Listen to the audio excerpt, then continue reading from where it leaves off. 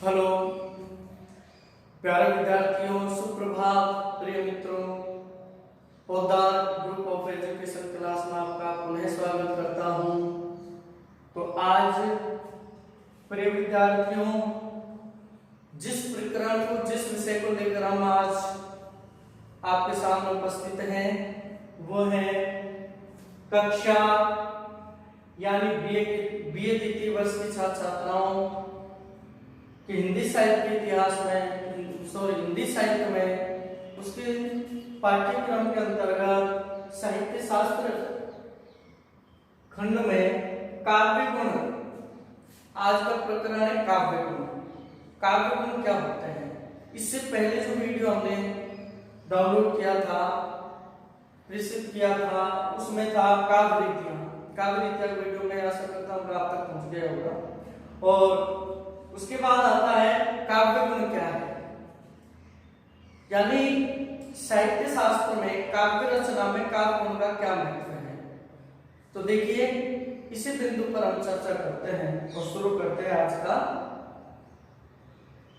आज के काल हम शुरू करते हैं।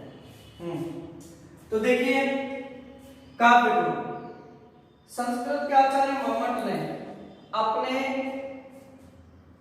प्रसिद्ध ग्रंथ काव्य प्रकाश में उन्होंने बताया कि काव्य के 3 गुण होते हैं। कितने होते हैं? काव्य के 3 गुण होते हैं, क्योंकि काव्य रचना करने में काव्य के गुण होना बहुत जरूरी है। अगर गुण होंगे तो काव्य की विशेषता मानी जाएगी, और काव्य के अंतर्गत गुण होंगे तो काव्य को लोग रुचिकर होगा, लोग उसे रुचि से पढ़ेंगे, अपनाएंगे, उसे हृदयंगम करेंगे। इसलिए काव्य में गुणों को होना अति आवश्यक है। इनसे पहले आचार्य वामन जी आए थे। आचार्य वामन जी काव्य, जो काव्य है वो धर्म है, और धर्म को एक गुण बताया। वामन जी ने धर्म को गुण बताया था। उसी प्रकार विश्वनाथ जी आए, महाराज भोज भी आए। इन्होंने अपने अपने तरीके से काव्य गुणों की व्याख्या की, और अंत में भरत मुनि ने अपने नाट्य शास्त्र में रसों के साथ काव्य गुणों का जो बखान किया है, तो भरत मुनि ने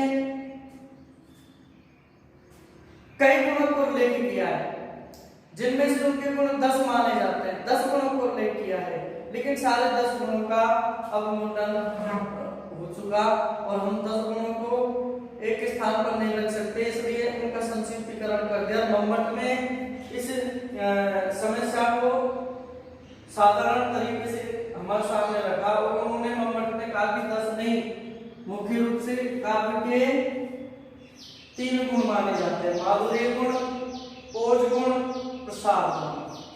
माधुर्य गुण, ओज गुण, प्रसाद गुण, ठीक है। ये हमारे काव्य के 3 गुण जो मम्मट ने काव्य प्रकाश में बताए। अब एक का अध्ययन करेंगे, ठीक है। तो एक का अध्ययन करेंगे, तो देखते हैं। माधुर्य गुण, नाम से दो दोहराए, नाम से पता चल रहा है कि जहां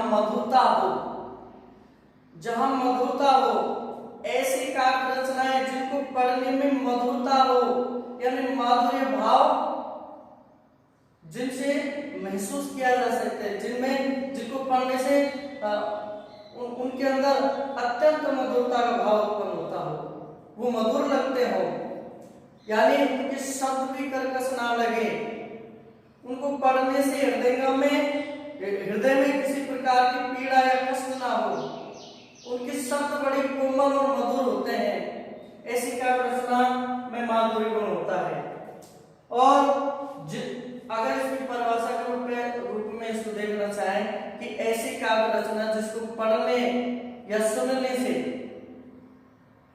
माधुर्य रस का या मधुरता का आभास होता है, वो क्या है? उस काव्य में कौन सा गुण होगा? माधुर्य गुण होगा।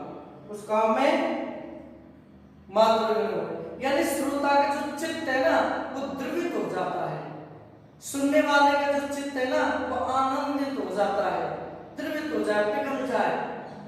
ऐसे काव्य गुण वो माधुर्य गुण होते हैं। अब देखो माधुर्य गुण की जो विशेषता है, यानी श्रोता का हृदय इसमें क्या हो जाता है, द्रवित हो जाता है, द्रवित हो जाता है। यानी श्रोता का हृदय काव्य रचना को सुनकर श्रोता का हृदय द्रवित हो जाता है, पिघल जाता है, मधुर भाव से भर जाता है। अब देखिए माधुर्य गुण, किस काव्य रचना में माधुर्य गुण होता है, और अगर इस माधुर्य गुण की रीति हम देखें तो कौन सी थी, वैदर्भी रीति, है ना, हम जानते हैं वैदर्भी रीति। तो माधुर्य गुण किस काव्य रचना में होता है, ऐसी क्या विशेषता है माधुर्य गुण से युक्त काव्य रचनाओं की कि जिन्हें हम पहचान सकते हैं, जिन्हें हम बता सकते हैं कि इस काव्य रचना में माधुर्य गुण है। तो देखिए विद्यार्थियों, एक एक करके हम देखेंगे। अगर इनकी विशेषताओं के बारे में देखें, माधुर्य गुण की काव्य रचना की विशेषता है। अगर विशेषताएं देखें तो सबसे पहले तो यह है कि कोमल कांत पदावली होती है इसमें, कोमल कांत पदावली, कोमल कांत पदावली है ना, यानी शब्द जो पदावली है ना, पदावली पद है, शब्द है, वाक्य है, वो बिल्कुल कोमल होते हैं। कोमल का मतलब जिसको पढ़ने से कोमलता का भाव उत्पन्न होता हो, जिनमें जटिल, कर्कश और कठिन शब्द ना हो, ठीक है ना, जिनमें कोमलता का भाव हो, कोमलकांत पदावली से युक्त हो, कोमलकांत पदावली से युक्त हो। और दूसरी बात, समास रहित हो,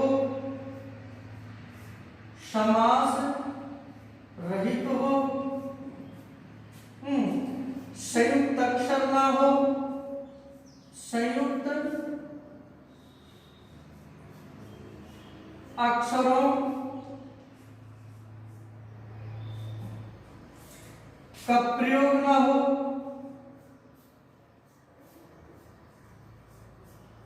ना हो, ठीक है ना,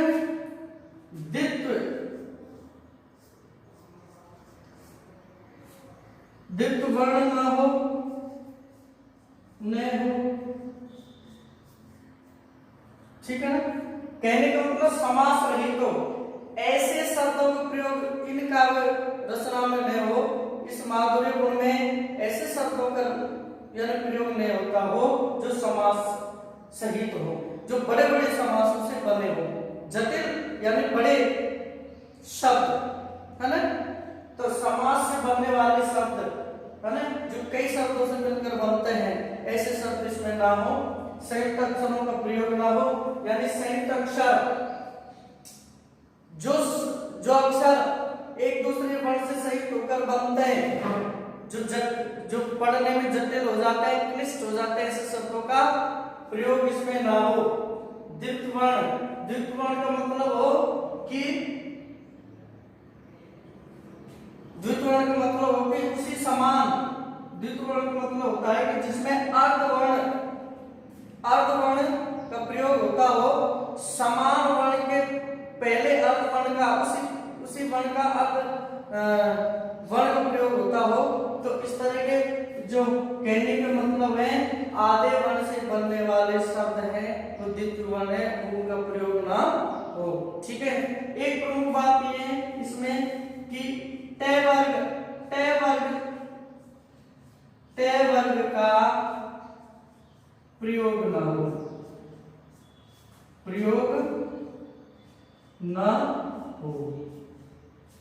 टे वर्ग का बिल्कुल प्रयोग ना हो। टे वर्ग में टे, ढे, डे, ढे, ढे नहीं, ये तो पंचम वर्ण है, इसको छोड़ देते हैं अनुस्वारों को, लेकिन टे, ढे, ढे, ढे इन वर्णों से बनने वाले शब्दों का इसमें प्रयोग नहीं होता है, क्योंकि ये वर्ण कठोर वर्ण होते हैं, इनसे निकलने वाली जो ध्वनि है वो कर्कश होती है, कठोर लगती है, सुनने में अप्रिय लगती है ना। तो ऐसे ट वर्ग से बनने वाले शब्दों का प्रयोग ना हो, ठीक है ना। अब इस प्रकार हम देखेंगे विभिन्न प्रकार की विशेषता है, इन विशेषताओं से युक्त इसमें कोमल क्रम पदावली होनी, समास रहित हो, संयुक्त अक्षरों का प्रयोग ना हो, द्वित्व वर्ण ना हो, ट वर्ग का प्रयोग ना हो, ठीक है ना। और अनुस्वार का, जिसमें अनुस्वार का प्रयोग होता हो, संसार, गंगा, है ना, तो इस तरह के प्रयोग होते हो तो नहीं। तो ऐसी रचनाओं में कौन से गुण होते हैं? माधुर्य गुण, ठीक है। ऐसी रचनाओं में माधुर्य गुण होता है। अब बस समझ में एक उदाहरण ले लेते हैं, एक उदाहरण इसका हम देखते हैं तो आपको पता लग जाएगा।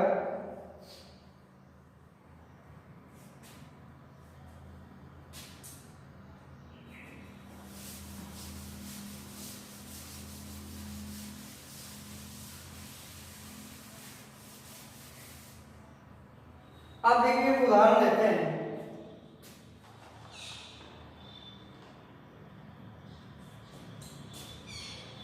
कि बतरस,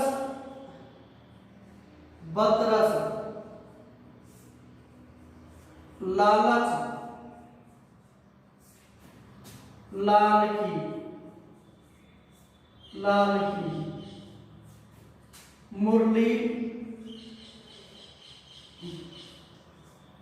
मुरली धरी लुका है।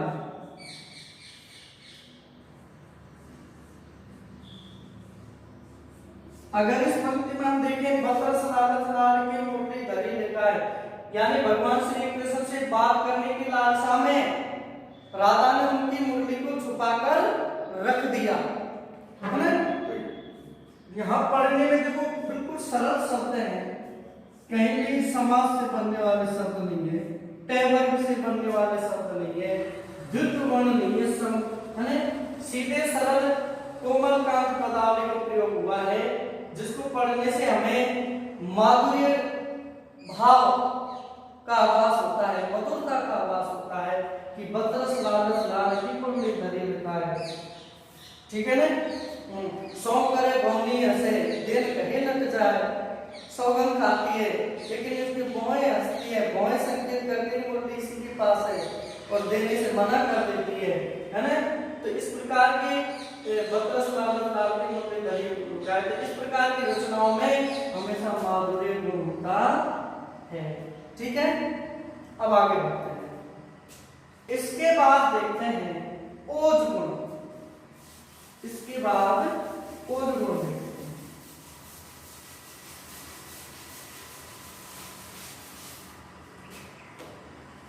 ओज गुण,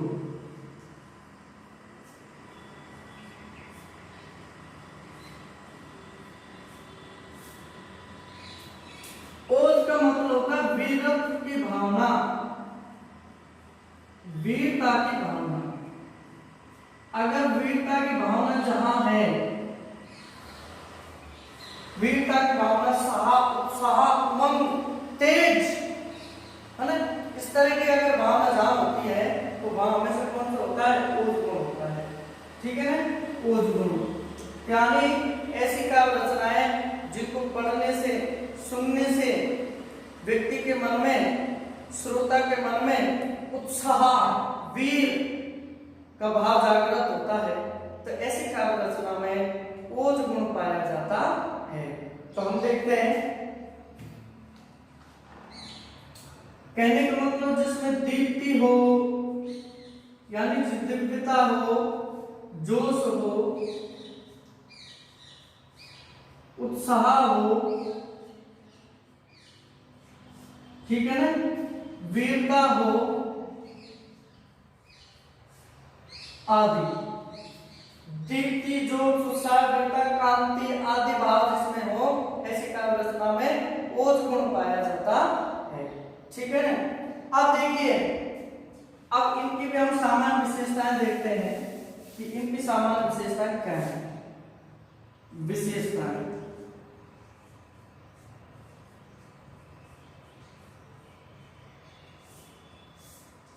क्या है? इनकी सामान्य विशेषता है कि टे वर्ग का प्रमुखता से प्रयोग होता है। टे वर्ग का प्रयोग यानी कहने का मतलब है कि टे, ठे, डे और ढे इन वर्णों का प्रयोग होता है। इन वर्णों से बनने वाले शब्दों का इसमें प्रयोग होता है, क्योंकि ये कठोरता को प्रदर्शित करते हैं। ये टे, ठे, डे, ढे ये कठोरता को, ये वीरता की भावना, जहां वीरता से बात कही जाने वाली हो, कठोरता से बात कही जाने वाली हो, दिव्यता से बात कही जाने वाली हो, तेज भाव में कही जाने वाली बात हो, तो वहां हमेशा टे वर्ग का, टे वर्ग से बनने वाले शब्दों का बहुत यानी बहुत याद से प्रयोग किया जाता है, अधिक उसका प्रयोग किया जाता है। दूसरी बात, अब यहाँ उल्टा कर लो कोमल मन का, वो माधुर्य गुण है उसका उल्टा कर लो कि द्वित्व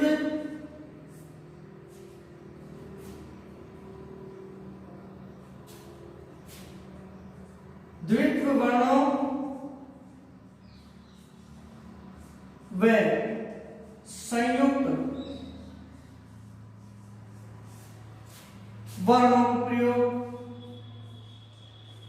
वर्णों का प्रयोग द्वित्व वर्णों और संयुक्त वर्णों का प्रयोग इसमें होता है।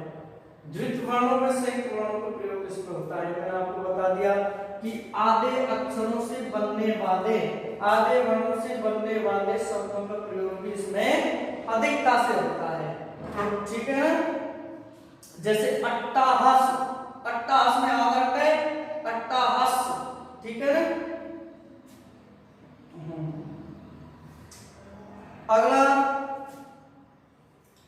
और रेप का अधिक होता है इसमें, रेप, रेप लगती है ना ऊपर की मात्रा, रेप का आधिक्य, रेप का आधिक्य। जैसे करकट, मरकट, तर्क, है ना। इस तरह के शब्दों का प्रयोग ज्यादा होता है, जिसमें ऊपर की मात्रा लगती है, रेप का प्रयोग ज्यादा होता है, ठीक है ना। ऐसे शब्द इसमें ओज गुण में ज्यादा होते हैं। उसके बाद समासों का बाहुल्य भी होता है इसमें।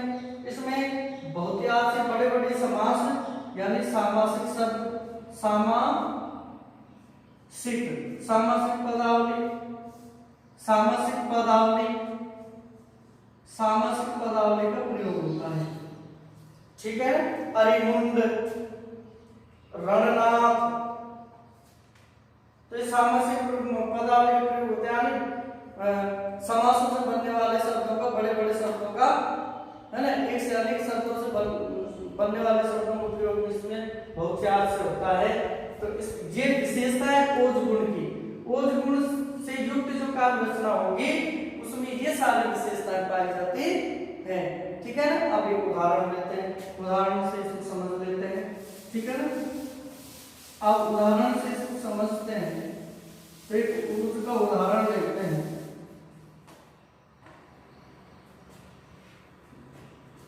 एक ओज का उदाहरण ले लेते हैं, देखते हैं कि गिर गिर के ऊपर रुंड उठे, ये गिर गिर भूपर रुंड उठे, गिर गिर कर भूपर रुंड उठे, गिर गिर कर भूपर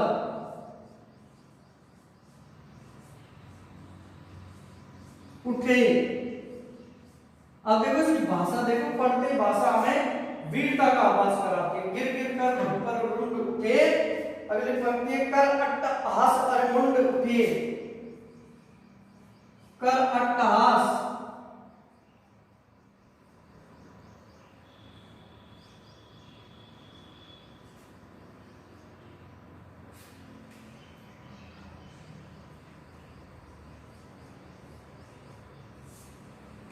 कर अट्टहास अरिमुंड उठे, अरि मुंड उठे,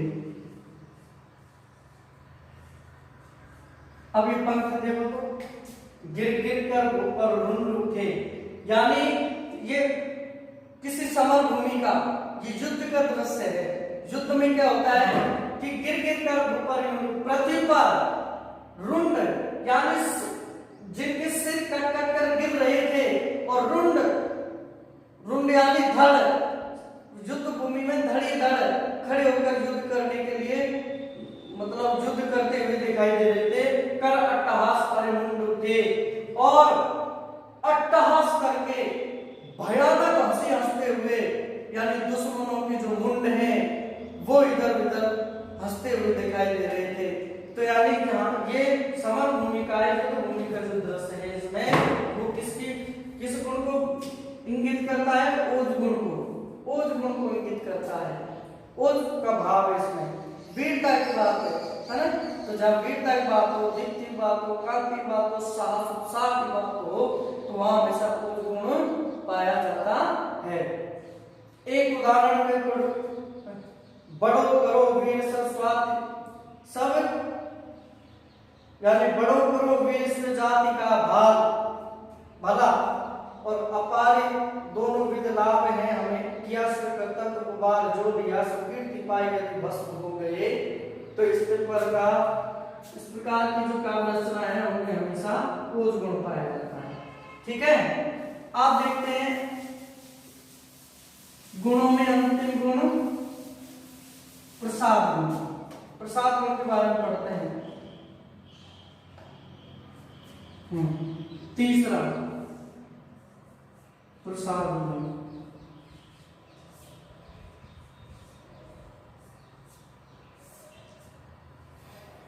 प्रसाद गुण क्या है? जब किसी देवी देवता को प्रसादम ग्रहण करते हैं तो महसूस करिए, उस समय जब ग्रहण करते हैं किसी देवी देवता को प्रसाद, तो उस प्रसाद को ग्रहण करते समय, उसको खाते समय हमारे मन की क्या भावनाएं आती हैं, हमें क्या अंदर से हमारे भाव उठते हैं। हमें वो प्रसाद अतुलित आनंद प्रदान करने वाला लगता है। उस प्रसाद के प्रति हमारा समर्पण पूर्ण हो जाता है, समर्पित हो जाते हैं पूर्ण रूप से, और आंतरिक भावनाएं बड़े आनंद के साथ उस प्रसाद को ग्रहण करती है। वो आनंद की अनुभूति, वो आनंद के क्षण ना, जिसमें क्लेश, कष्ट, पीड़ा आदि बिल्कुल दूर हो जाते हैं। जिसको पढ़ते ही, जिसको देखते ही ईश्वर के दर्शन करते, उसका प्रसाद ग्रहण करते, जो मन के अनंत आनंद की जो भावना उत्पन्न होती है, वह प्रसाद गुण होता है। ठीक है ना, प्रसाद गुण नहीं तो वह अधिक मधुरता होती है, न कटुता होती, केवल समभाव होता है, वहां प्रसाद गुण होता है। तो कवि कहते हैं कि स्वच्छता और स्पष्टता ये प्रसाद गुण की मुख्य विशेषता है। जहाँ स्वच्छता हो, स्पष्टता हो, लाग लपेटने हो, भ्रमने हो, है, वहां प्रसाद गुण नहीं होता। यानी प्रसाद गुण वहां होता है जहाँ स्वच्छता हो, है ना, भ्रामक स्थिति में हो, तो वहां स्वस्थता हो, स्पष्टता हो, तो वहां हमेशा प्रसाद गुण होता है। तो प्रसाद का मतलब ही क्या होता है? प्रसन्न चित्त। इसका मतलब क्या होता है? प्रसन्न चित्त। प्रसन्न चित्त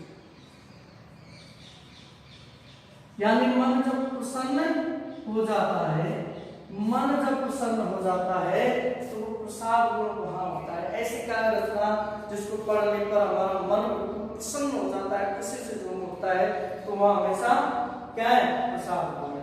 तो ऐसी काव्य रचना जिनको पढ़ने से श्रोता का मन प्रसन्नचित हो जाए, प्रफुल्लित हो जाए, है ना, तो वहां हमेशा प्रसाद गुण होता है। क्योंकि प्रसाद गुण का एक खास बात होती है कि जिस प्रकार सूखी लकड़ी में ईंधन तुरंत गति से, यानी सूखी लकड़ी में आग तुरंत पकड़ती है, अग्नि तुरंत पकड़ती है सूखी लकड़ी को, कहने का तात्पर्य सूखी लकड़ी तुरंत जलती है। उसी प्रकार प्रसाद गुणों से युक्त काव्य रचना पढ़ने से ही हमारे दिमाग में तुरंत उसका प्रभाव देखने को मिलता है। ठीक है ना। अब इसकी जो विशेषताएं हैं, विशेषताएं क्या है? इसकी जो विशेषताएं हैं,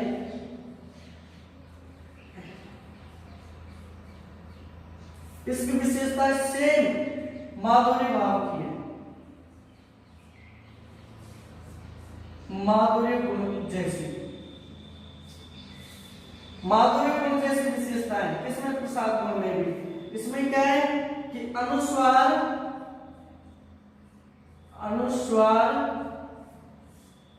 से बने शब्दों का प्रयोग होता है।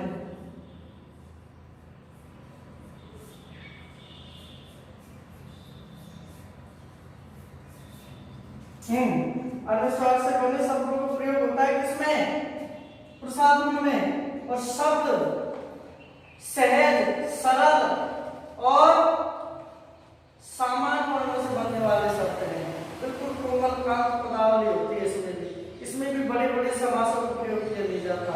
हाँ, समास से बनने वाले शब्दों का प्रयोग होता है, लेकिन छोटे छोटे समास, सामासिक शब्द का प्रयोग इसमें हो सकता है ना। तेवर का निषेध है, संयुक्त और द्वित्व वर्णों का इसमें कोई प्रयोग नहीं होता, सीधे सरल कोमल काम पदावली का प्रयोग होता है। अनुस्वार से बनने वाले शब्दों का प्रयोग इसमें होता है। ये इसकी विशेषता है। मतलब माधुर्य गुण जैसी ही विशेषता इसमें पाई जाती है। अब एक उदाहरण देखते हैं, उदाहरण के द्वारा इसको समझते हैं।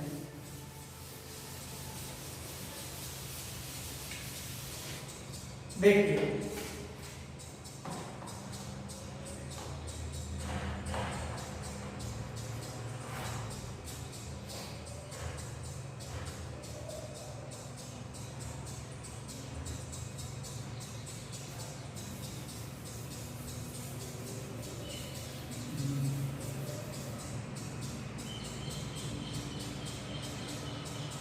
अब देखिए इसका उदाहरण देखते हैं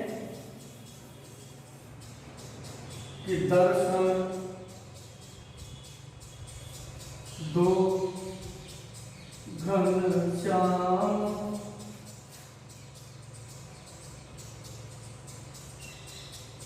दर्शन दो घनश्याम नाथ मोरी मोई अखियां